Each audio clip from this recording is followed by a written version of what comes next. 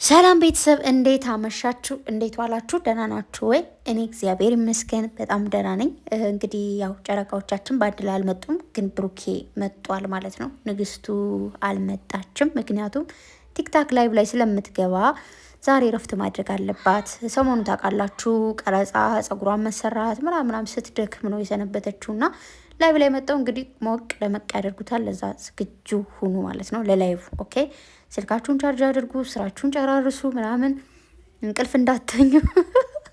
እኔም አልተኛም እያለሁ እንግዲህ እንቅልፌ የሆነ ነገር ልሰራው እንደ ከቆየ ማለት ነው። እና ለማንኛውም ብሩክ ያመጣጡ እንግዲህ እንደምታዩት ምንድን ነው ከሀሰን ጋር ይቅርታ ሊባባሉ አቶ ናታን ይዞት የመጣው ናቲ ቴንኪው ልበለው። ያው የውሸትም ቢሆን እሺ ቴንኪው ስላገናኛቸው ወንድምና ወንድሞቹ ስላስታረቃቸው።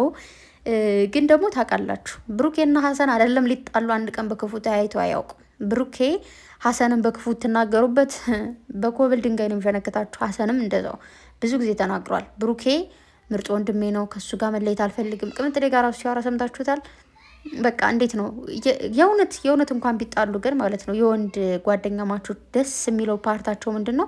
ቢጣሉም ሲጣሉ የምር እኮ ነው የሚጣሉት። የምር በቃ በብዙ ነገር ሊደባደቡም ይችላሉ፣ ቦክስ ምናምንም ሊሰናዘሩ ይችላሉ። ግን ሲታረቁ እንደዚህ ነው በቃ በፒስ በቃ የለም የሆነ ሰው እንደዚህ በተለይ መሀል ላይ መጡ በቃ ታረቁ ምናምን ካላቸው እሺ ብሎ ነው የሚታረቁት። እንደዚህ እኛ ሴቶች ግን ታረቁ ስንባል ማለት ነው እንዴ እሷ እኮ ባለፈው እንደዚህ አድርጋኝ እንደዚህ ብላኝ ከእንትና ጋር እንደዚህ ብላ ምታኛለች እንደዚህ ብላት እንደዚህ መለለለለለለ ወይኔ ጉዴ። ከዛችኛዋ አውርታ ስጨርስ ያችኛዋ ከዛ ምናምን ከዛ የራሷ ጉዳይ እንደውም አልታረቁ ልንልም እንችላለን። ግን ወንዶች እዚህ ጋር የራሳቸውን አክትን ያሳዩት ማለት የትኛውም ቢሆን አይደለም ሶስተኛ ወገን መጦላችሁ ታረቁ ተብለው ብቻቸውን እንኳን መንገድ ላይ ተገናኝተው የመታረቅ ሙዳቸው ከመጣ ማለት ነው አረ ምንድን ነው የሚያጣላ ነገር እኮ አይደለም የነበረ ምናምን ብራዘር ምንድን ነው ምናምን ፍቺ ብላም ተባብሎ የእነሱ ሙድ እንደዚህ ነው። በቃ በስድስት ናን ይባባላሉ። ከዛ በስድስት ናን ብለው ማለት ነው ይታረቃሉ። በቃ በፒስ በቃ ተቃቅፈው ምናምን እንደዚህ እንደምታዩት ይሄዳሉ ማለት ነው። እዚህ ጋር ግን የኛ ወንድሞች ግን የምር ተጣልተው አይደለም ታውቃላችሁ፣ ለድራማ እንደሆነ። እዛ ግን እኔ በጣም የሳኩት ፓርት ማለት ነው ሀሰን እኮ ነው ይቅርታ ለበለው ተጎንብሸ ብሎ ሀሰንን ብሩኬን በላው። ብሩኬ አራ እየነገሰኝ ነው አለ። ሲጀምር ይጠርጥር ያለው ሀሰን ማለት ነው ጉልበቱን ምናምን ሲል የሆነ እንደዚህ ጥቅስ አድርጓል። አይታችሁት ከሆነ በደንብ ማለት ነው። ከዛ እንደሚነክሰው ገብቶኝ ነበርና ነከሰው። ከዛ በቃ ተያይዘው በቃ አፉ በሉት አፉ ብየዋለሁ ምናምን አሉ። ተያይዘው ተቃቅፈው ሂደት። ግን ሲጀመር የተጣላ ሰው ሲታረቅ ግን እንደዚህ አይሆንም ማለት በቃ ጀስት ኦኬ ወንዶች ታረቃችሁ ግን እንደዚህ ተቃቅፎ ምናምን ሳይሆን በቃ ብራዘር አረ በቃ ምናምን እኔ በቃ ይቅር ብዬሻለሁ ምናምን ነው የሚባባሉ። ብያለሁ አይባባሉም። ያው የድሮ ብያለሁ ነው። አሁን ላይ አረ ብራዘር በቃ ፒስ በቃ ፈተን በቃ ምናምን ነገር ይባባሉና በቃ በፒስ በቃ ይሄዳሉ። እዚህ ጋር ምንድን ነው በቃ ናንዲ ምናምን ተቃቀፉ ሳቃቸውን እንትን እያሉ ሄዱ ማለት ነው።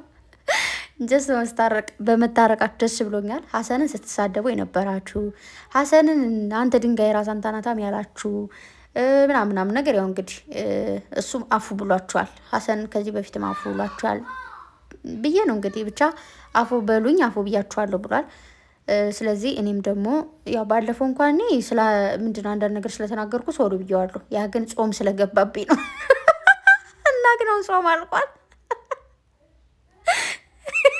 ሀሰን እንደውም አንተ ይቅርታ ጠይቀኝ በቃ አሁን እንዴ ባለፈው እኮ እኔ ሰድቤ ምናምን አይደለም፣ ግን ምናልባት የሆነ ነገር ብዬ ከሆነ ብዬ ፈርቼ ነው ኃጢአቱን። ፈጣሪ ይቅር በለኝ። ጾም የሌለ ሲሆን ኃጢአት የለም ወይ እንዳትሉ ኃጢአት አለ እንዴ እናንተ አውቄ ነው ስቀልድ ነው ፈጣሪ ሆይ እና ማለት ነው። ሀሰን በቃ እኔም አፉ ብያለሁ፣ አንተም አፉ በለኝ፣ ሁላችንም አፉ በለን። ባየ ነው ልክ ነው። ባይዘው ኦዲየንስ አይፈረድበትም። የሆነ ነገር ሀሰኔን ለምን አደረክ ምንለው ፍፄ ለምን አደረክ ምናምን ሁሉም ሰው ባየው ልክ ነው እንጂ ከካሜራ ጀርባ ያለውን ነገር አይቶ አይደለም። ስለዚህ ሁሉም ትክክልም ብንሆን ስህተትም ብንሆን ይቅርታ መባባል ትልቅ ነገር ነው። አፉ ተባብለዋል ወንድማማቾች፣ እናንተም አፉ በላቸው። ያው እንግዲህ እንዳያችሁት ናቲ እንደ ትልቅነቱ እንደ ትልቅ ወንድምነቱ አፉ አስብሏቸዋል። ባይዘው እንትና ጋርም ትናንት ተገናኝተው ነበረ ሚፍታህ ጋር ማለት ነው። ያው ይቅር ሁለተኛ እንደዚህ እንዳትጣሉ ምናምን ብሏቸው ተባብለው እንትን ያሉትና ሚፍታ ደግሞ አይዞን ወንድሜ ፋዘርስ ተሻላቸው ወይ አይዞን። በተረፈ ብቻ በፒስ እንደዚህ ስለተለያያችሁ ደስ ብሎኛል። ከዚህ በኋላ ብጥብጥ ጭቅጭቅ የለም ማለት ነው። ስለዚህ ይሄ ስራ አብቅቷል። በሌላ ፓርት በሌላ ስራ ሊመጡ ይችላሉ። ይህ ግን ስለተጠናቀቀ ደስ ብሎኛል። ልልቴ የኔ ቅምጥል የኔ ቆንጆ ደግሞ ማታ ትመጣለች ከባሏ ጋር ማለት ነው። ስለዛ ፏ ብላችሁ ጠብቁ። ወዳችኋለሁ። መልካም ምሽት ይሁንላችሁ። ባይ